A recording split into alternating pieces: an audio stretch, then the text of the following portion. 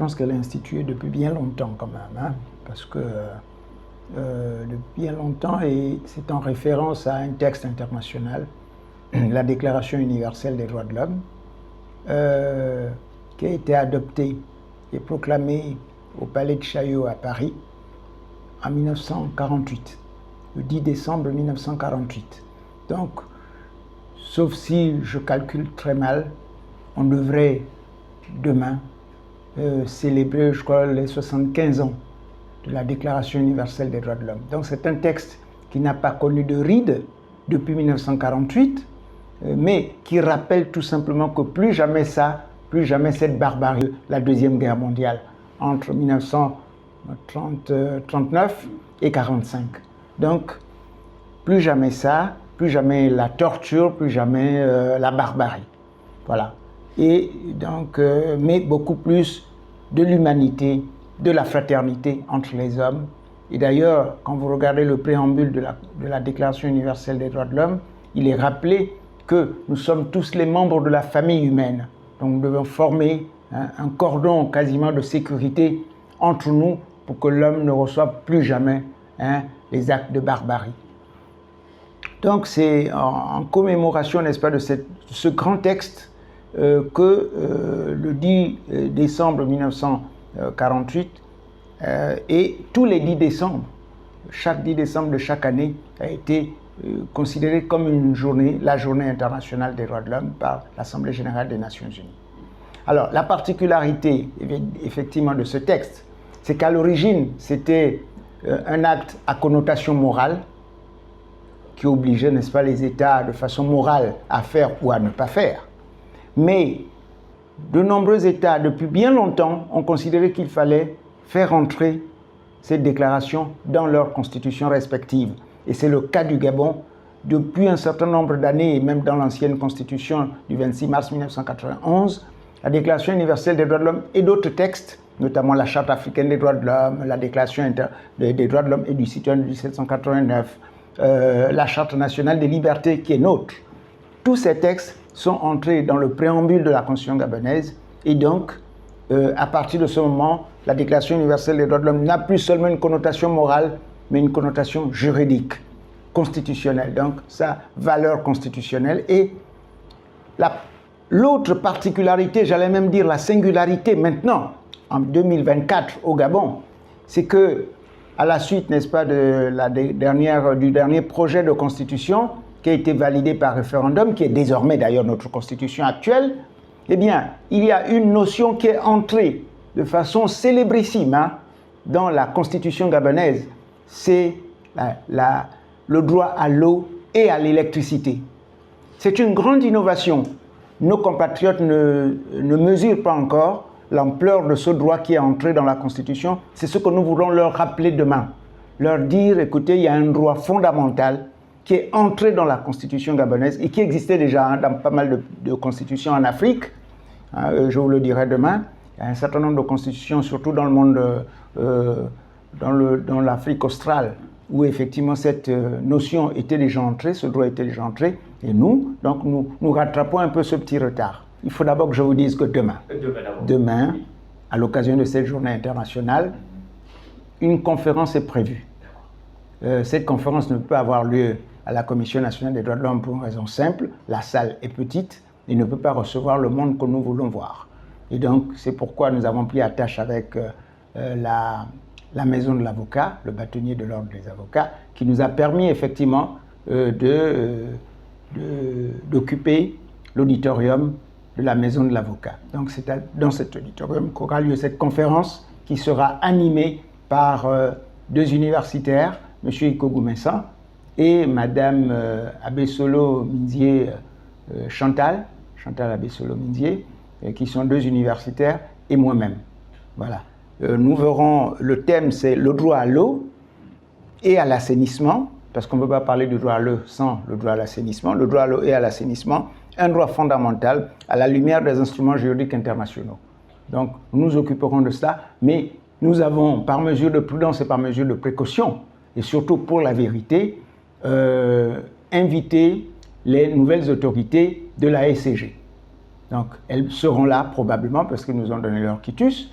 En tout cas, ceux qui sont concernés par l'eau, la notion de l'eau, la question de l'eau, seront là pour nous expliquer un peu, nous dire un peu quelles sont les différentes informations qu'ils veulent mettre à notre disposition à ce sujet. Voilà un peu, si vous voulez. Maintenant, pour revenir à votre question, est-ce que l'homme est respecté au Gabon? Oui, l'homme est respecté au Gabon. Ne nous leurrons pas. Depuis 1990, bien des choses ont changé, bien des choses ont bougé. Vous savez, les droits de l'homme, ça ne bouge pas tous les jours, mais ça bouge petit à petit. C'est petitement que nous faisons le chemin. Et il n'y a aucun pays au monde, je vous dis bien, aucun pays au monde, même pas ceux qui se disent, ceux qui prétendent être les pays des droits de l'homme, même ceux-là sont toujours en retard de quelque chose. D'accord? Il n'y a aucun pays au monde où les droits de l'homme sont entièrement et complètement respectés. Ça n'existe nulle part. Nous sommes tous, nous tâtonnons tous.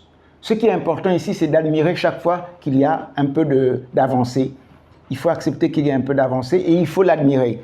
Sans triomphalisme aucun, car en matière de droits de l'homme, il n'y a pas de triomphalisme. Il faut éviter cela. Il faut toujours se dire, on va avancer petit à petit. Et d'ailleurs, René Cassin, dont je suis quasiment l'un des partisans, un partisan de ces thèses. René Cassin disait, et qui a été l'un des grands rédacteurs de la Déclaration universelle des droits de l'homme, et c'est d'ailleurs lui qui a inspiré ce préambule de la Déclaration universelle des droits de l'homme.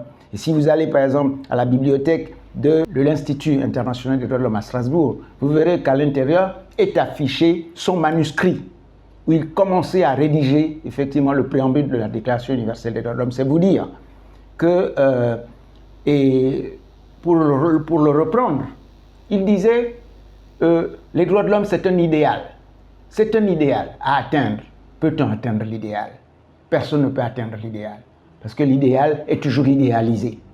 Et donc, l'important ici, c'est de savoir et de se rendre compte, de prendre conscience des petits pas que nous faisons, et ce sont ces pas-là qu'il faut admirer. Mais c'est aussi une conquête quotidienne. Nous devons toujours comprendre que même le droit à l'eau qui vient d'être inscrit dans la Constitution, ce n'est pas tout que de le voir dans la Constitution. Donc il faudrait qu'il soit effectif. Et c'est pourquoi justement, si le droit à l'eau aujourd'hui est effectif, il faut, et dans la Constitution, il faut absolument que cela se réalise, que les gens touchent du doigt, justement, palpent cette eau, dont on nous dit que c'est désormais un droit fondamental. C'est surtout ça le débat. Voilà.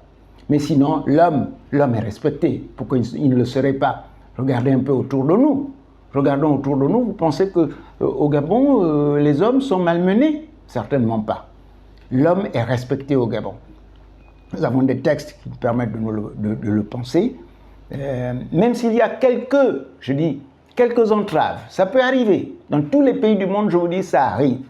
Mais la marche est bonne jusque-là. Il y a des îlots de violation des droits de l'homme qui sont quand même, donc, qui connaissent aujourd'hui les avancées. Je pense à la prison, par exemple, que moi-même j'ai visité ces derniers temps.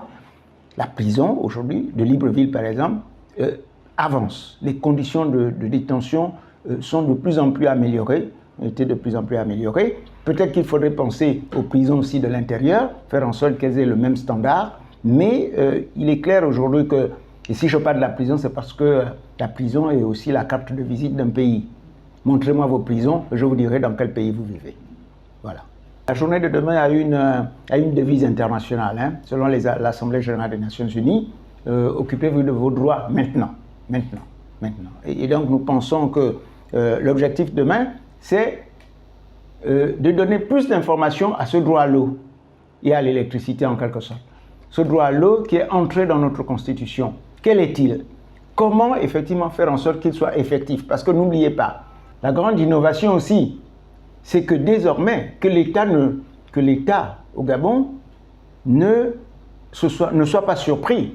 Désormais, les Gabonais peuvent venir devant les juridictions pour réclamer le droit à l'eau, l'effectivité du droit à l'eau.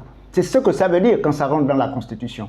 Parce que ce n'est pas tout que de le mettre dans la Constitution, il faut savoir quelles sont les conséquences après. Les conséquences, c'est que les Gabonais aujourd'hui peuvent invoquer le droit à l'eau devant les juridictions. Voilà. Et même l'invoquer devant la Cour constitutionnelle, comme un droit fondamental à défendre. Vous voyez, c'est ça. La question est majeure, et je me rappelle qu'il y a quelques années, nous avons fait un travail là-dessus avec quelques universitaires, quelques psychologues cliniciens, sur la question, et vous voyez vous-même ce que j'appelais moi dans cet article que j'avais rédigé, et d'ailleurs l'un dont les actes seront encore vendus demain, parce que demain, je vous indique qu'il y aura la conférence, c'est vrai, mais en marge de la conférence, il y aura une exposition vente d'ouvrages, de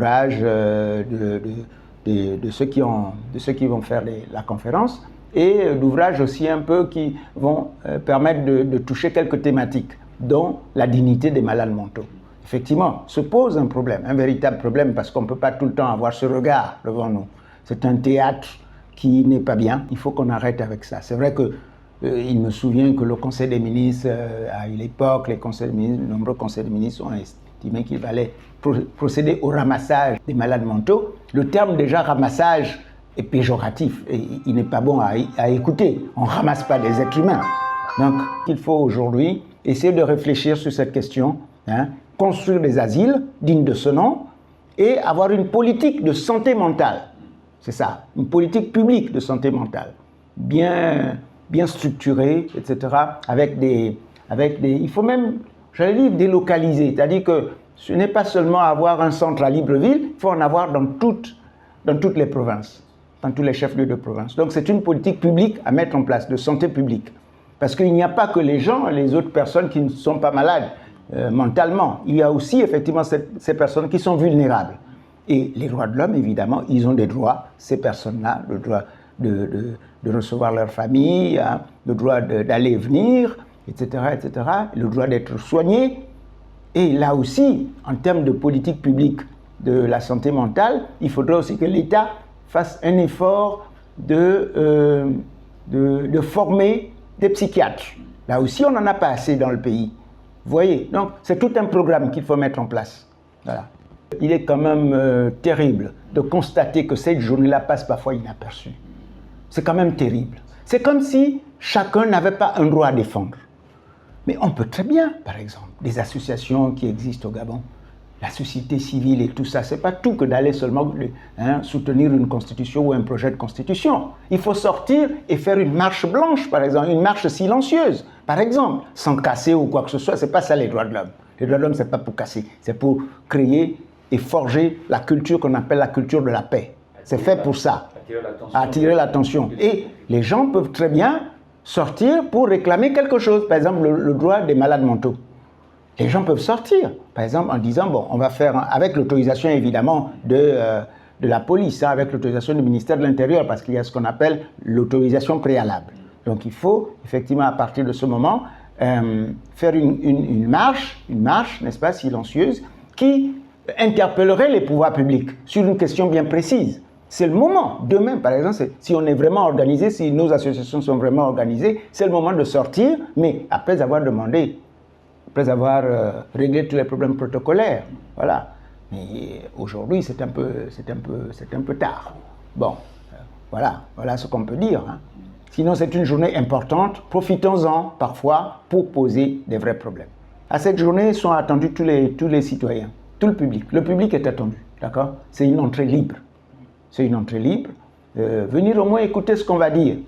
Parce que c'est important. Un droit de ce type est un droit important. Il est d'autant plus important que nous-mêmes, nous tous d'ailleurs, nous regardons, nous évaluons l'effectivité de ce droit.